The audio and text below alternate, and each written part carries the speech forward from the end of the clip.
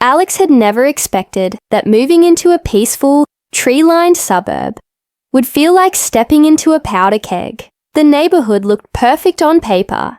Freshly painted houses with manicured lawns, kids riding bikes on quiet streets, and neighbors chatting over white picket fences. The kind of place where life should be calm and privacy respected. But the moment Alex's moving truck pulled up to the modest 2-story house at the end of Willow Creek Lane, something felt off. From the porch across the street, a woman stood glaring. She was impeccably dressed, the kind of woman who took pride in every detail. Perfectly coiffed hair, sharp, tailored clothes, and an expression so stern it could cut glass. Her eyes locked on Alex, as if measuring every inch of their arrival. Karen, the self-appointed queen of the HOA, had already sized up the new neighbor. "You don't know me yet, but I already don't like you," Karen muttered under her breath. Alex brushed it off at first, focusing on unpacking boxes and setting up the living room. The neighbors waved politely, and for a moment, things seemed normal. But that evening, the first sign of trouble appeared. Alex had always loved quirky garden art. A tastefully odd statue of a metal owl perched on a fence post, gifted by an old friend. It was small, colourful, and perfectly positioned near the front yard's flower bed. To Alex, it was a cheerful touch. To Karen, it was a crime. The next morning, Karen appeared at Alex's door, clipboard in hand, and a thinly veiled scowl. "That owl statue violates HOA rules. It's tacky, unauthorized, and must be removed immediately," Karen declared, her voice sharp as a scalpel. Alex blinked, confused. "I checked the guidelines. There's nothing about garden ornaments." Karen smirked. "We have standards here. If you want to live here, you play by the rules. Consider this a warning." Alex tried to keep the conversation civil, but felt the sting of judgment. Karen's eyes flicked over Alex's fence, now freshly painted a shade off from the HOA's approved colors. "That fence color is borderline. You'll need to repaint it too," Karen added, folding her arms. Days passed, and Karen's visits became routine. Every minor detail was scrutinized. The mailbox decal, the hedge trimming, even the way Alex parked their car. The neighborhood gossip mill, whispered Karen was known for keeping everyone in line. But Alex saw it as something far more sinister, an obsession bordering on harassment. One evening, as Alex sat quietly reading on the porch, a sudden knock echoed sharply against the front door. It was Karen, unannounced and with an unsettling intensity in her eyes. "I need to come inside. There are violations that require inspection," she said, voice low but firm. Alex's heart raced. "You don't have that right." Karen's smile was cold. "I'm calling 911 if you refuse." Alex's breath caught. This was beyond HOA rules now. As Karen reached for her phone, a chill ran down Alex's spine. This was no ordinary dispute. Something about Karen's insistence felt like the beginning of a storm that could swallow them whole. Unbeknownst to both, this seemingly petty conflict was about to ignite a chain of events involving secrets far darker than any HOA bylaws, and pull both Karen and Alex into a dangerous game. With consequences neither could foresee, the night air was thick with tension.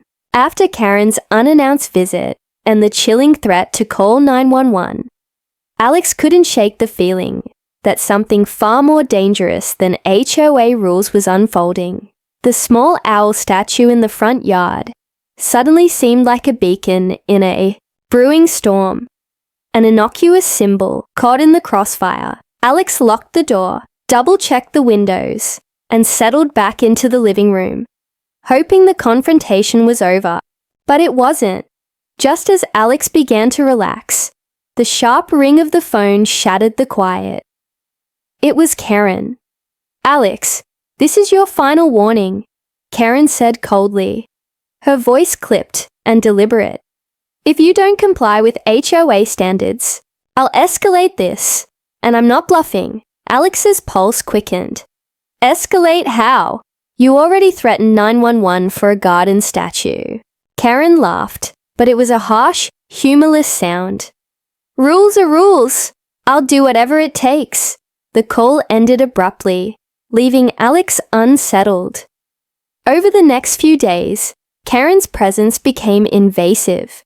She was at the mailbox before dawn, inspecting mailboxes for imperfections. She cornered neighbors with tales of Alex's defiance. The atmosphere in the community shifted. Whispers behind curtains, furtive glances, and an unspoken tension settling like fog. Then, one afternoon, as Alex was tending the garden, Karen appeared again. This time, she was accompanied by two strangers. Men in plain clothes with serious faces and dark sunglasses. They watched Alex from the sidewalk, their presence unsettling. Karen pointed at Alex's door.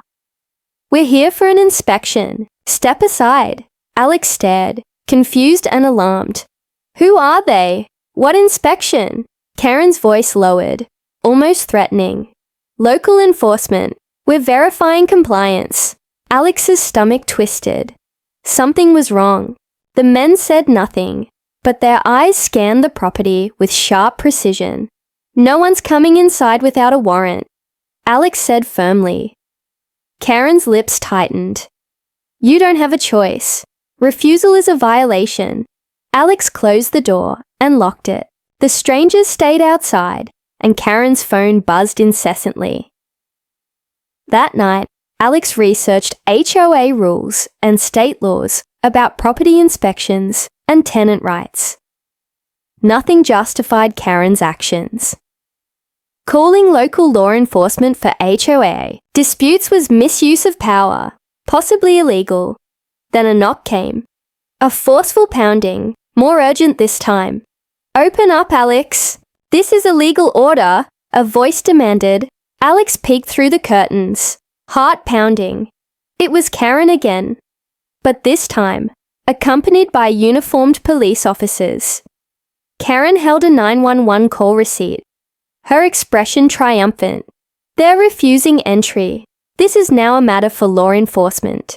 The officers exchanged glances and approached the door. "Ms. Alex, HOA rules do not authorize forced entry without a court order."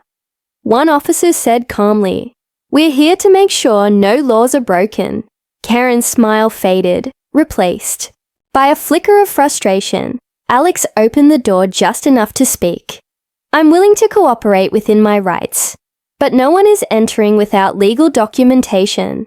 The officers nodded, explaining that Karen's use of 911 was inappropriate, but that their presence was to prevent escalation.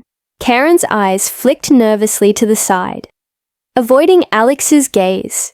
For the first time, her confident facade cracked. The officers left. Alex's phone buzzed with an unknown number. A voice whispered, "You don't know what you're mixed up in. Be careful. They're watching." Alex's breath caught. What had started as a petty HOA dispute was now something much larger and far more dangerous. The morning after the tense confrontation, Alex awoke to a silence that felt heavier than usual. The neighborhood seemed normal on the surface, but the air carried a weight, as if everyone was holding their breath, waiting for the next move. Karen was nowhere in sight, but her shadow loomed large. The police visit from the night before left a gnawing unease in Alex's mind. Why had Karen involved law enforcement so recklessly? And why had the officers seemed almost too cautious, like they were treading around a hidden truth? As Alex stepped outside to get the morning paper, a patrol car rolled slowly down the street. Two officers stepped out and approached. "Good morning, Alex," one said. A middle-aged woman with kind but firm eyes. "We wanted to check in after last night's." visit, Alex nodded. Thank you. I appreciate that. Honestly, I'm still trying to figure out what's going on. Karen seems obsessed. The officer sighed. We've dealt with HOA disputes before. Usually they stay civil. But this case, it's different. Alex frowned. Different. How? We're not at liberty to share everything. But Karen's behavior has caught the attention of more than just the local department. There are protocols being followed. Alex's pulse quickened. Protocols? The officer glanced around cautiously before lowering her voice. There are federal agents involved in this area, working undercover. Sometimes things that seem like petty neighborhood issues are cover for something much bigger. Alex felt the hairs on the back of their necks stand up. Federal agents? Here. The officer nodded. Yes, and Karen's 911 calls have raised red flags. Misusing emergency services is serious. If it continues, she could face criminal charges. As the officers left, Alex's mind raced. Had Karen known about the undercover operations? Was she connected somehow? Or had her obsessive need for control simply landed her in dangerous territory? That afternoon, Alex received an unexpected knock at the door. Peering through the peephole, Alex saw two men in dark suits with discreet badges clipped to their belts. They introduced themselves as federal agents and asked to speak privately. Once inside, the agents spoke in low, serious tones. Miss Alex, your new neighborhood is under federal surveillance. We can't disclose full details, but Karen's actions have interfered with an ongoing investigation. Alex blinked, struggling to process the information. Her aggressive behavior and misuse of emergency calls have complicated matters. One agent said, "We're here to ensure your safety and keep the peace." Alex nodded slowly, the weight of the situation settling in. What had started as a fight over a garden statue was now part of a tangled web of surveillance, crime, and danger. As the agents left, Alex glanced outside toward Karen's house. Through the window, Karen sat rigidly on her porch, her eyes darting nervously from side to side. It was clear the knowledge of federal involvement rattled her. But why? That night, Alex couldn't sleep. The house felt smaller, the shadows longer. The thought of Karen's calls drawing federal agents into their peaceful street was surreal and terrifying. Just before midnight, the phone rang again. This time, it was an unknown number. Alex. A hushed voice warned, "Stop digging! You don't know who you're dealing with." Before Alex could respond, the line went dead. The message was clear. The neighborhood's secrets ran deeper than anyone had imagined, and Alex was now trapped in a high-stakes game where every move mattered. Alex sat on the edge of the couch, staring at the phone in disbelief. The chilling warning from the unknown caller echoed in their mind. Who was watching? And how deep did this all go? Before Alex could even begin to process the threat, a sharp knock at the door jolted them upright. Peering through the peephole, Alex saw two men in dark suits, standing with quiet authority. Their faces were serious, unreadable. No smiles, no introductions. Just an unspoken command to open up. Alex hesitated, then opened the door. "Good evening, Alex," said the taller agent, his voice low but steady. "We're federal agents. We've been monitoring the neighborhood closely. We need to talk." Alex swallowed hard and stepped aside to let them in. As the agents settled into the living room, Alex's curiosity battled with caution. "We're aware of the ongoing situation with the HOA," the taller agent began. "Specifically with one Ms. Karen." The name hung heavy in the room. "Your neighbor has attracted our attention, and not for typical HOA reasons." The agent continued. "She's been involved in activities that jeopardize federal operations." Alex's eyes widened. Federal operations. Here. I thought this was just a quiet suburb. The shorter agent leaned forward. It is, on the surface. But this neighborhood is part of a covert surveillance zone. We've been conducting an undercover investigation involving organized crime operating nearby. Karen's aggressive behavior and misuse of 911 calls have compromised sensitive operations. Alex's mind raced. The petty squabbles, the men in sunglasses, the strange warnings. Suddenly it all fit. We're here to ensure your safety and to observe Karen's actions more closely, the taller agent said. It's critical she doesn't interfere further. Alex nodded slowly. What kind of activities? The agents exchanged a brief glance, but said nothing more. Instead, the taller agent added, for now, it's best you maintain a low profile and report any suspicious activity immediately. After they left, Alex stood by the window, watching Karen's house. The woman sat rigidly on her porch, eyes darting suspiciously, unaware that her every move was being scrutinized on a level far beyond HOA bylaws. The next morning, Alex decided to do some quiet digging. Nothing that would attract attention, but enough to uncover Karen's true story. At the local library, Alex searched old newspaper archives and public records. Articles surfaced about Karen's past, strange financial ties, a sudden move to this neighborhood, and mysterious legal battles that hinted at a darker side. Alex's stomach churned. Karen was no ordinary HOA president. She was a puzzle piece in a much larger, dangerous game. That afternoon, as Alex returned home, a shadow moved near the edge of the property. It was a neighbor, a man Alex barely knew, who seemed nervous and eager to speak. Look, I don't want trouble, the neighbor whispered. But Karen's not what she seems. She's involved with some bad people. I think she's trying to silence anyone who gets too close. Alex's heart pounded. The stakes were higher than ever. Back inside, the phone rang again. Alex answered cautiously. Stay alert, the hushed voice said once more.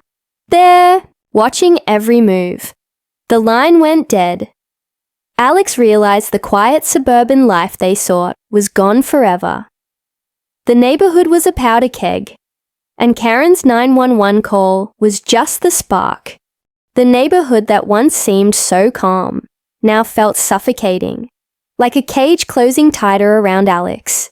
Karen's presence had grown from mere annoyance into something far more menacing, and the ripple effects of her 911 calls had unsettled the entire block. Over the past week, Alex had become hyper-aware of every noise, every glance from neighbors, every flicker of movement just beyond the curtains. The shadowy figures in dark suits had come and gone like ghosts, their visits leaving a lingering unease. Yet, despite the federal agent's warnings, Alex couldn't help but feel exposed, vulnerable in a community that was anything but safe. Then, one afternoon, as Alex was stepping outside, they spotted Karen across the street. She stood rigidly on her porch, but her eyes were darting nervously, scanning the street as if expecting an ambush.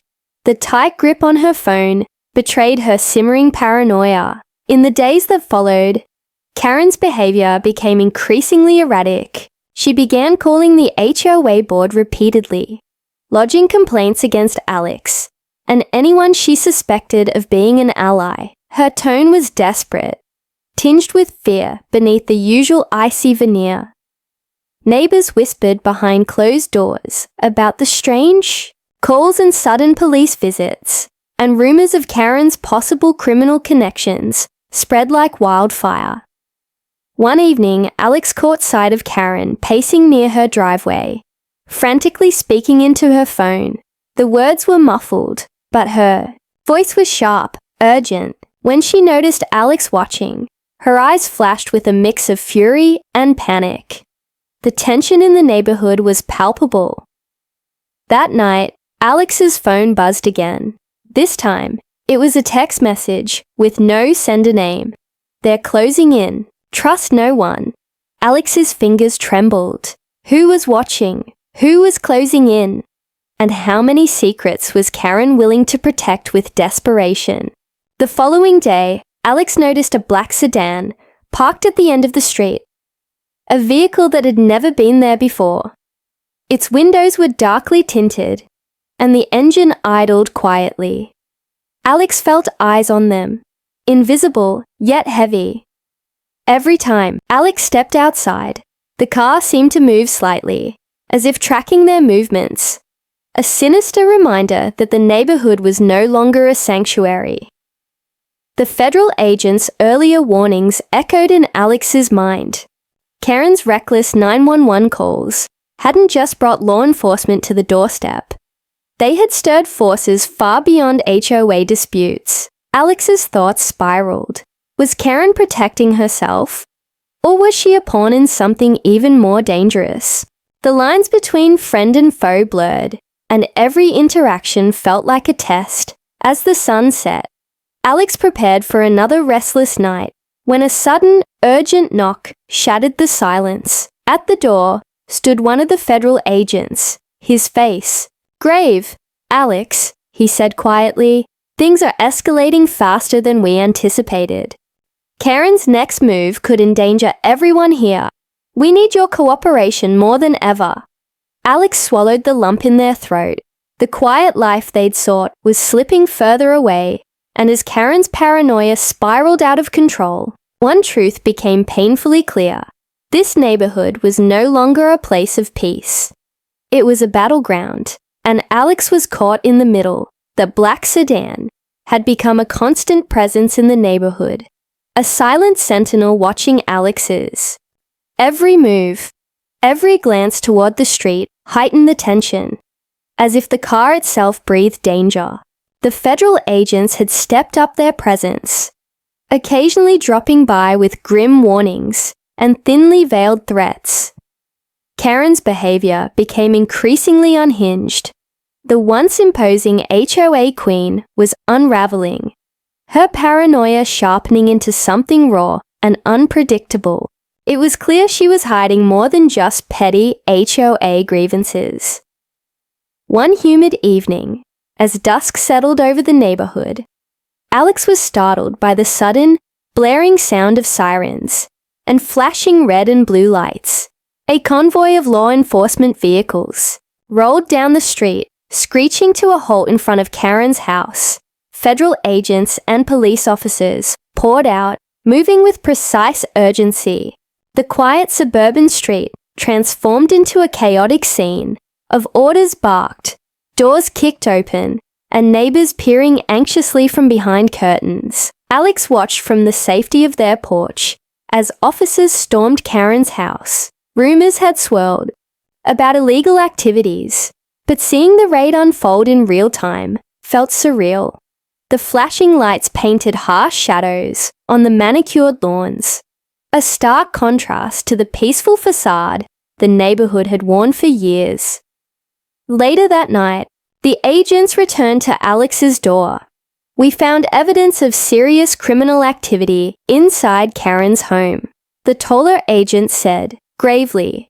"Weapons, surveillance equipment, and documents linked to an organized crime network. We've been tracking."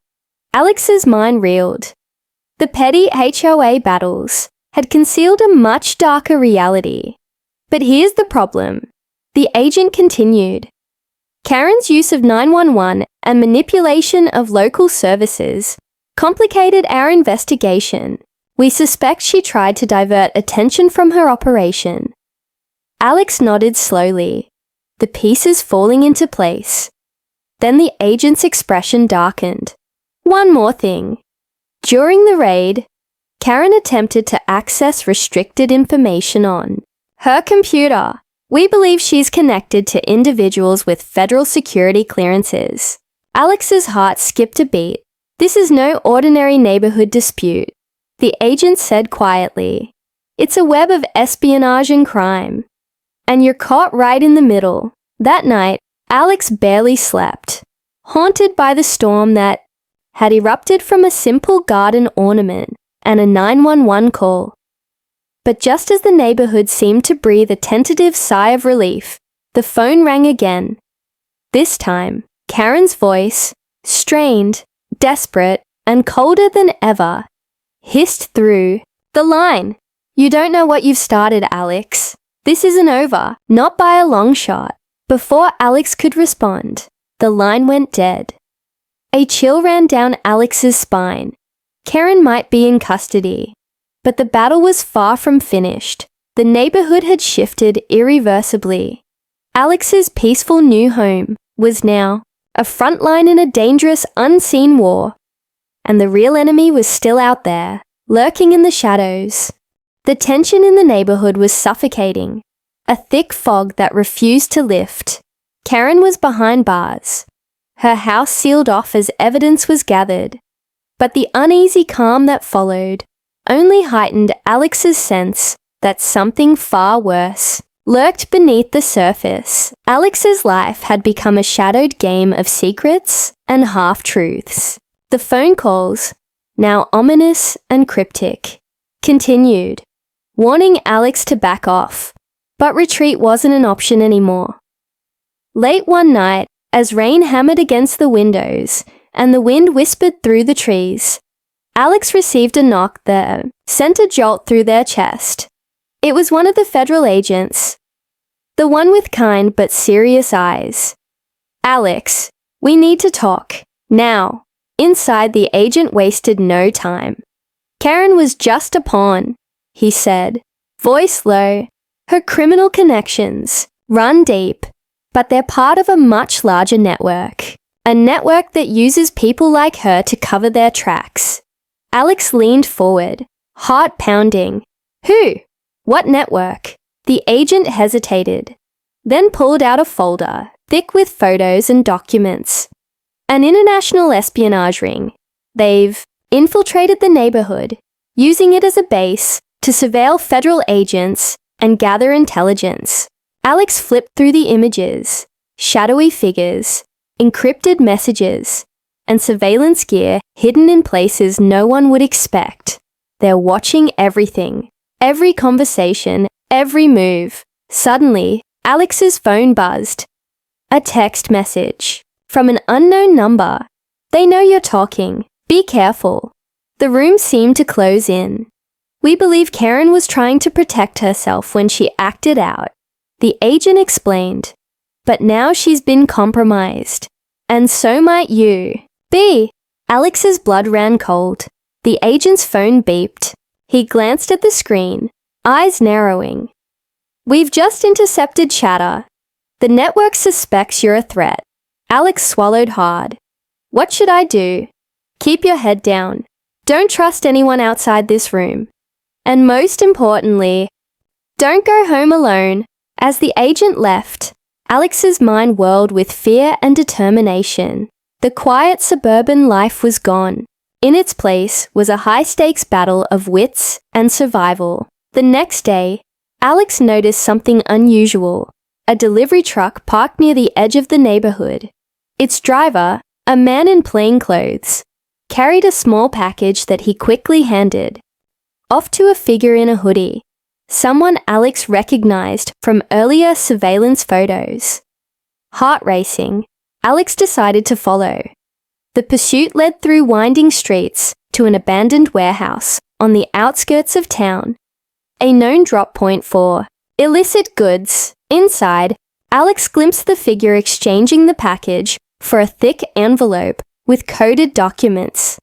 Before Alex could retreat, a hand grabbed their shoulder. "Thought you could sneak around unnoticed," a cold voice sneered. Turning, Alex came face to face with Karen, or someone who looked like her. The woman's eyes glinted with dangerous intent. "I'm not who you think I am," she whispered. "And this isn't over." The room plunged into darkness as a second figure approached. and Alex realized the true enemy was still very much at large, hiding in plain sight, ready to strike. The cold grip on Alex's shoulder tightened, and panic surged through their veins. The woman standing before them, Karen, or someone almost indistinguishable, smiled with a chilling calmness that froze Alex in place. "I'm not the Karen you think you know," she whispered. "This was never about the HOA. It was always bigger, much bigger." Alex's mind raced, struggling to grasp the sudden shift. The quiet neighborly battles, the 911 calls, the federal raids, all threads in a far-reaching tapestry of deception. Before Alex could react, a sharp whistle pierced the silence. Suddenly, several figures in dark clothing appeared from the air, shadows surrounding them. But just as hope seemed lost, flashing lights flooded the warehouse. Federal agents, led by the one Alex had trusted, stormed in, guns drawn. "Drop your weapons! Federal agents! Everyone down!" the agent commanded. The tension broke as the would-be attackers froze, then reluctantly complied. Among them was the woman, the imposter Karen, cuffed and hauled away. Back outside, under the harsh glow of streetlights, the agent approached Alex. "We knew this was coming," he said grimly. "The Karen you confronted was a trained operative, part of the espionage ring we've been chasing." Alex's head spun. So who was the real Karen? The agent shook his head. "We're still investigating." The woman arrested had assumed her identity to cover her tracks. Alex looked around the neighborhood. The peaceful facades, the whispers, the paranoia. Suddenly everything made sense, and yet nothing felt certain. "You were right," Alex admitted softly. "This wasn't just an HOA dispute." "No," the agent replied. "It was a front, and you were caught in the middle." Days later, the real Karen was found. Alive but shaken, held captive by the ring.